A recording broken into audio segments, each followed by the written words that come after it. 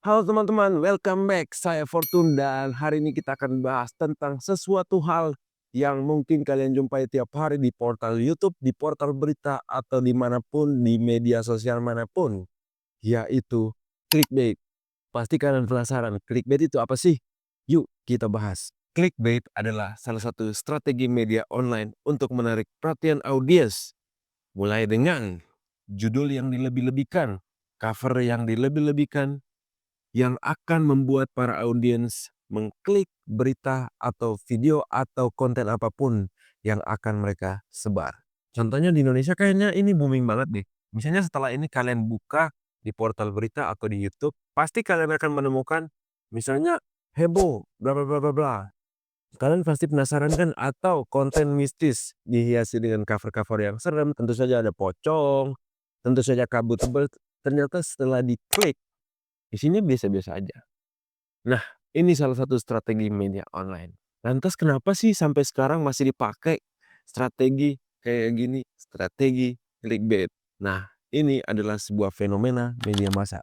Nah, salah satu contoh baru-baru ini yang lagi viral di platform X yaitu salah satu selebriti yang dikabarkan pensiun. Ini ketika diklik ternyata berita lama. Ini menunjukkan betapa hebatnya clickbait. Clickbait merupakan strategi yang paling penting, senjata yang paling penting yang dipakai oleh setiap orang, setiap konten kreator atau YouTuber atau media manapun yang ingin membuat kontennya ditonton oleh banyak orang. Lalu kenapa sih media pakai strategi ini? Ini tentu saja ada kaitannya dengan teori komunikasi massa. Nah, dari fenomena clickbait ini, ada dua teori komunikasi massa yang relevan dengan clickbait ini, yaitu satu, agenda setting, dan yang kedua, uses and gratification. Apa sih kedua hal ini? Yuk kita bedah satu-satu.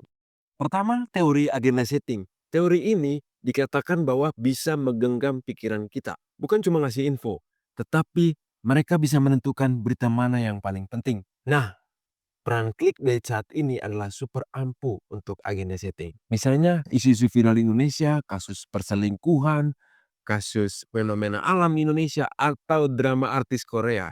Nah, peran clickbait di sini memodifikasi semua berita yang beredar dengan apa? Dengan judul tadi, dengan cover tadi, agar audiens stay pada berita mereka. Contohnya, salah satu judul berita seperti ini. Viral, perselingkuhan artis ini bikin netizen melongo. Padahal, jika diulik lebih dalam, semua cuma spekulasi. Tetapi karena dikemas dengan judul yang bombastik, semua orang, semua masyarakat akan tertuju pada berita tersebut.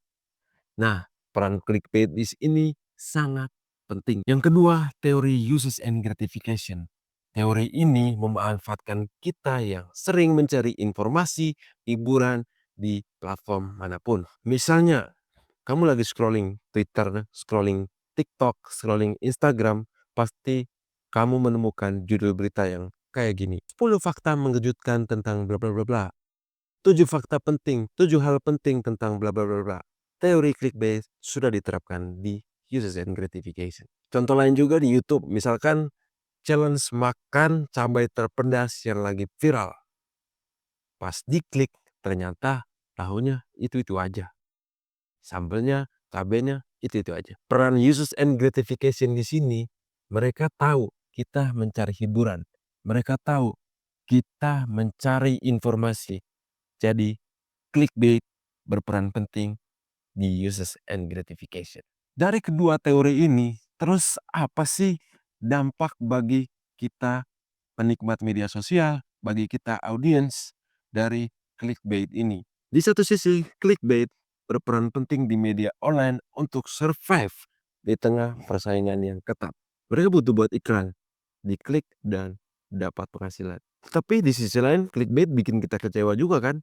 Lama-lama kita akan bosan, kita akan hilang kepercayaan dengan media ini. Misalnya dari semua kontennya diisi dengan judul-judul yang bombastik, cover yang bombastis, tetapi isinya itu-itu aja. Tentu saja audiens malas dong. Bahkan ada riset yang bilang, di tahun 2025 ini, masyarakat lebih percaya mendapatkan informasi dari platform X ketimbang dari portal media manapun di media tradisional kita karena kebanyakan sensasi. Nah, buat kita anak-anak muda atau siapapun yang menikmati media sosial atau membaca berita dimanapun berada untuk lebih cerdas lagi. Jangan hanya menelan mentah berita dari judulnya doang, tetapi harus menganalisis kebenaran berita tersebut. Nah, itu dia obrolan kita tadi tentang clickbait, fenomena media massa yang super relevan di Indonesia, plus kaitannya dengan teori komunikasi massa. Nah, itu dia obrolan kita tentang clickbait. Kalau ditarik kesimpulan, clickbait adalah pisau bermata dua. Satu, bikin media hidup. Dan yang satu lagi, membuat tantangan baru bagi kita penikmat berita, pembaca berita, atau penikmat media sosial. Pernah gak sih kalian nemu judul-judul yang bombastis, yang ekstrim, tetapi setelah diklik, isinya gitu-gitu doang? Share dong di kolom komentar judul-judul yang lebay mungkin menurut kalian, tetapi karena isi kontennya, isi beritanya itu-itu aja.